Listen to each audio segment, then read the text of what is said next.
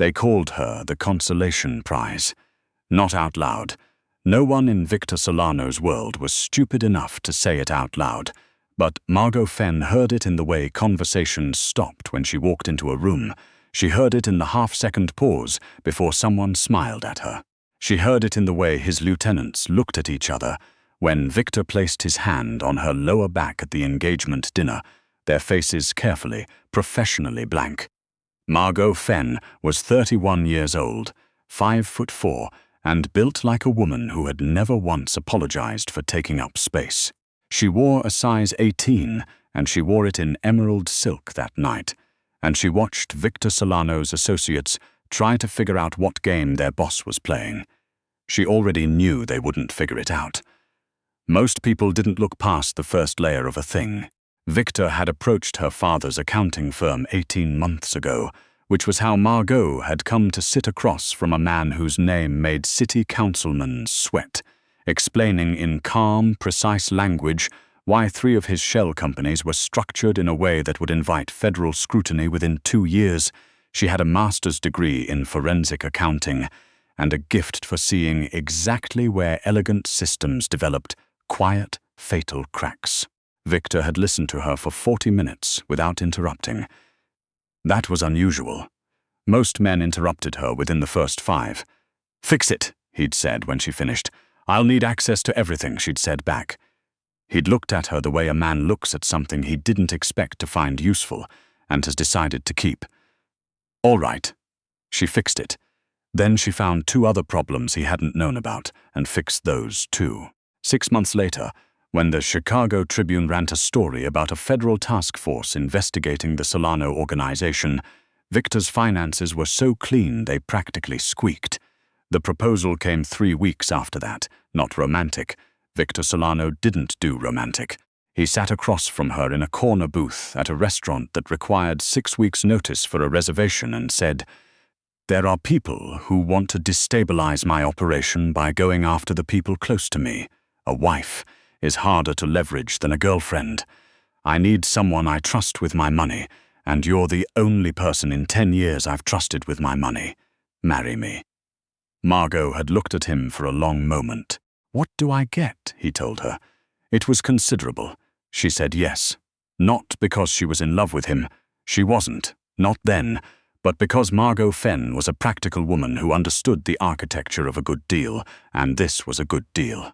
The wedding was small and expensive, and covered by exactly 1 gossip column, which described her as the unexpected choice, and included a photo in which she looked magnificent, and the writer clearly hadn't intended that word to apply. Viktor's inner circle attended. Their wives and girlfriends, most of them slender, most of them decorative, most of them used to being the most important woman in whatever room they entered, looked at Margaux's with expressions they were too well trained to let become something obvious. Margaux smiled at all of them. She had spent 31 years learning to smile at people who underestimated her. She was very good at it by now. The one who was least careful about hiding it was a woman named Cecile, who was the girlfriend of Viktor's second-in-command, a broad-shouldered man named Dax.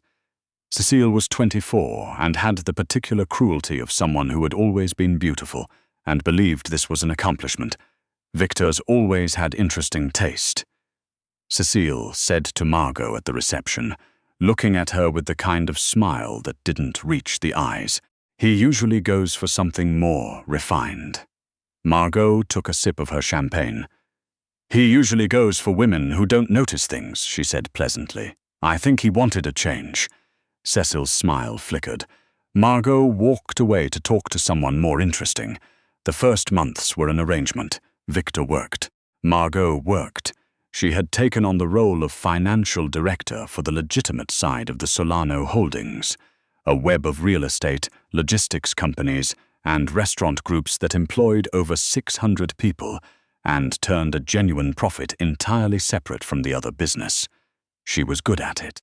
She reorganized 3 departments, identified a CFO who had been skimming for 2 years, and quietly negotiated a lease renegotiation that saved $200,000 annually. Viktor noticed.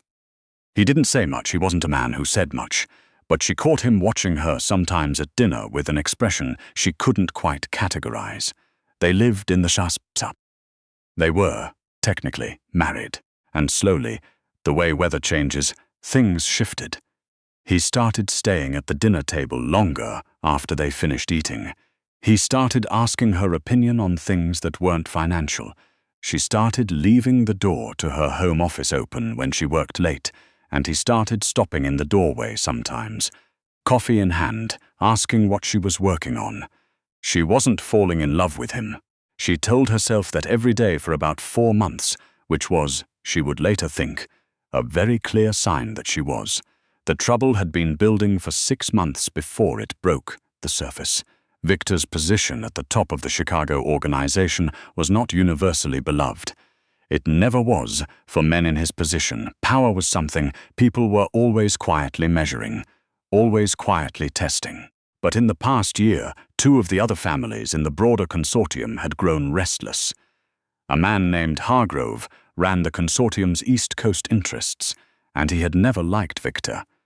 A man named Finch ran narcotics distribution across the Midwest, and he had liked Viktor fine until Viktor had quietly blocked a distribution expansion that would have made Finch considerably richer and Viktor considerably more exposed to federal attention. Neither of them moved against Viktor directly. Men like Hargrove and Finch didn't get old by being obvious. What they did was start a rumor. The rumor was that Viktor had gone soft, that a man who married a civilian accountant, the rumor specified, with the particular meanness of men who have nothing real to say, was a man who had lost his edge, that the Solano organization was weakening from the inside, that now was the time for interested parties to reposition. Margaux heard about the rumor from a woman named Sophia, the wife of one of Viktor's oldest associates, who told her over lunch with the directness of someone who thought she should know. Margaux thanked her, finished her salad, and spent the drive home thinking about architecture, about where the load-bearing walls were, and what happened to a structure when someone decided to test them.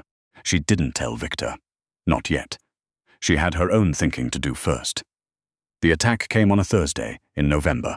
Viktor was in Detroit for 2 days, a meeting with consortium leadership that had been scheduled for 3 months.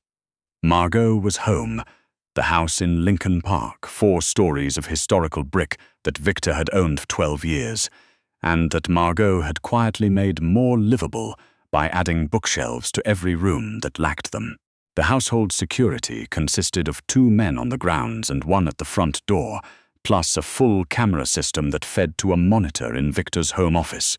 Margaux had spent a careful 3 weeks learning the system and its patterns the way she learned everything, methodically, without announcing that she was doing so. She was reading in the study on the 2nd floor when the power went out. Not the whole house. The grid stayed live, just the security system.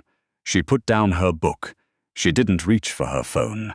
She sat very still for exactly 4 seconds, listening to the house. Then she went to the panel behind the bookshelf, the one that looked like a wall, and entered the code for the secondary system. The system Viktor didn't know she'd found, or perhaps had always intended for her to find. The cameras came back on a different feed, running on battery backup. She counted 3 men coming over the east wall. She also noted that Reeves, the guard at the front door, was sitting in a very strange position in his chair. She stared at the feed for a moment and understood that Reeves was not going to be getting up. Margaux Fenn set down her reading glasses. She felt something cold and clear move through her, the way it always had in moments that other people found overwhelming. The feeling was not quite calm. It was closer to precision. She opened the drawer of Viktor's desk, the locked one, the one she'd had the combination to for 4 months, and made her selections. She had grown up in rural Kentucky, the daughter of a man who believed women should know how to take care of themselves, and she'd spent 14 years making sure she stayed current. Then she went to work. She took the back stairs to the kitchen. The man who'd come in through the kitchen entrance had made it as far as the island. He didn't make it any further. She moved through the house the way she moved through a balance sheet, methodically, looking for where things didn't add up, addressing them in order. The second man she found in the living room, he was good, she was better, and she also knew the exact location of every piece of furniture in the dark. She found the third at the top of the main staircase, and the third one was the one who gave her trouble. He caught her arm. She broke his grip and two of his fingers, and he made a sound that she found entirely reasonable given the circumstances, and he went down hard on the landing. She checked all three. She secured what needed to be secured. Then she sat on the bottom step of the staircase, breathing steadily, and called Viktor. He answered on the second ring. "I need cleanup," she said. 3 men. They came over the east wall sometime after 10. They cut the main security feed first, which means they had inside information about the primary system.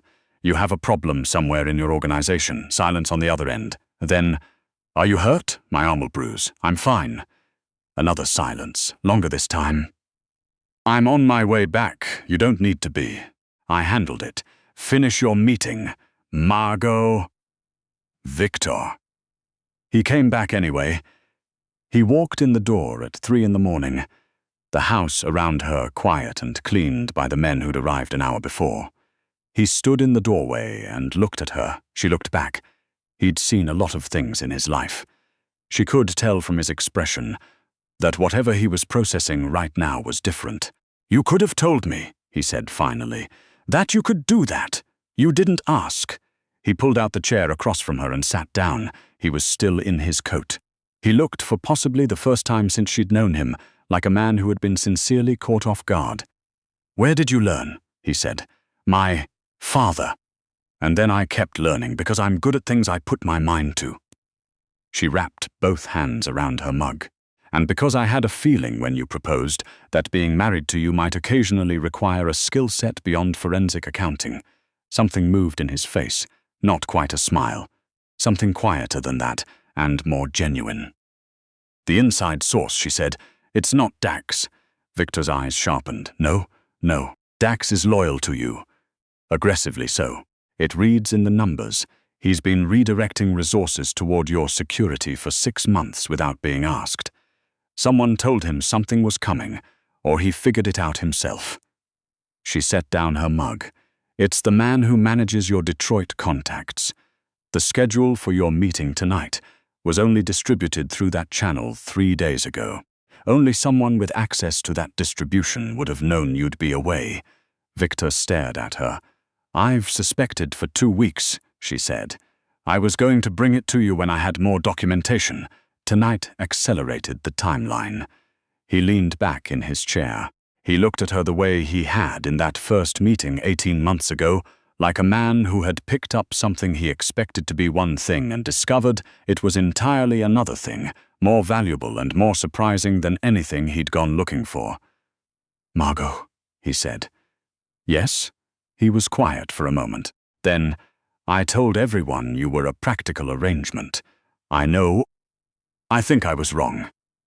She looked at him across the kitchen table at 3 in the morning in a house that smelled faintly of the tea she'd made, and nothing else anymore. She thought about the way he stopped in the doorway of her office in the evenings, the way he listened without interrupting, the way he had given her the combination to his locked drawer 4 months ago and never mentioned it, just left it in an envelope on her desk with no explanation, trusting her to understand what it meant. "I think you were wrong too," she said. "It took another 3 days to identify the Detroit contact. It took 2 more to verify it. Viktor handled it himself and didn't tell her the details, which she thought was probably reasonable. What he did tell her, sitting across from her at that same kitchen table in better light this time over an actual dinner, was that Hargrove and Finch had both received messages through consortium channels that morning. Brief messages.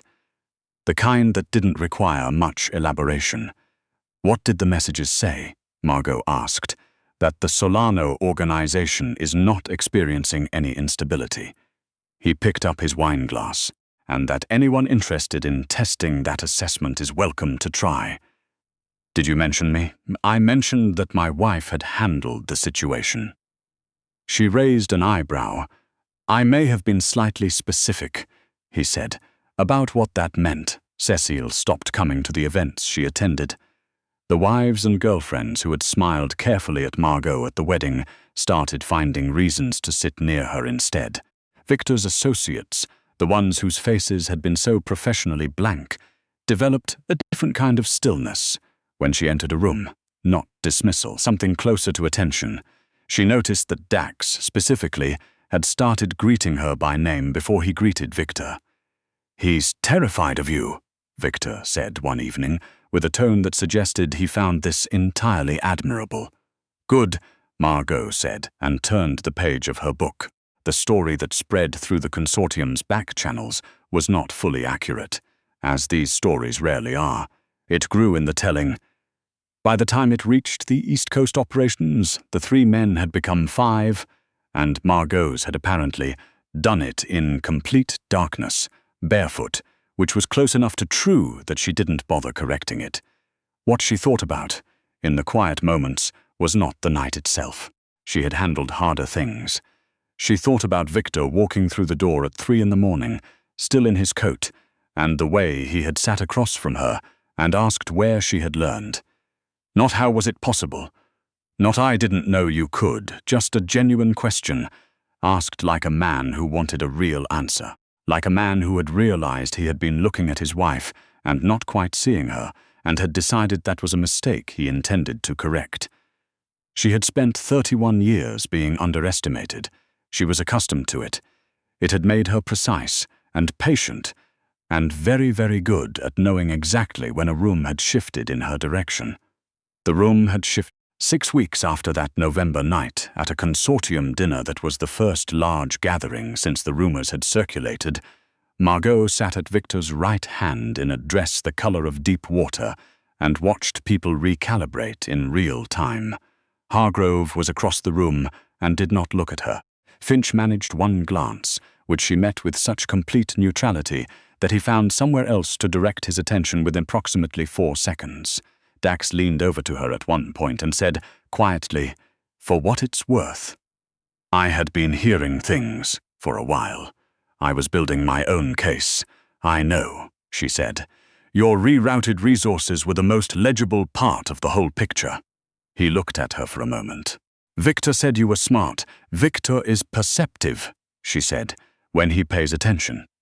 Dax laughed, a real one, surprised out of him, and Margaux smiled and reached for her water glass. Viktor's hand found hers under the table. She didn't look at him, he didn't look at her, but his thumb moved once across her knuckles, and she turned her hand over and let him hold it. They had not said anything explicit to each other.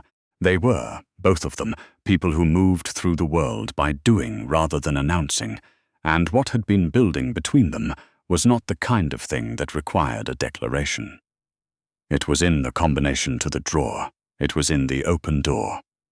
It was in 3 in the morning, and "Are you hurt?" asked before anything else. It was in the fact that when Margaux looked at the man across from her, not then, at the dinner, but later, at home, in the kitchen again, because apparently that was their room, their real room in that large house, full of other rooms. She was not thinking about the terms of an arrangement. She was thinking that she had spent her whole life building things that were stronger than they appeared from the outside, choosing materials other people overlooked, finding load-bearing capacity in places no one thought to measure. She was thinking that Viktor Solano was better than advertised in ways that mattered more than the ways everyone talked about. "Stop doing the math," he said. She looked up. He was watching her with that expression she had, finally, 3 months ago, learned to categorize.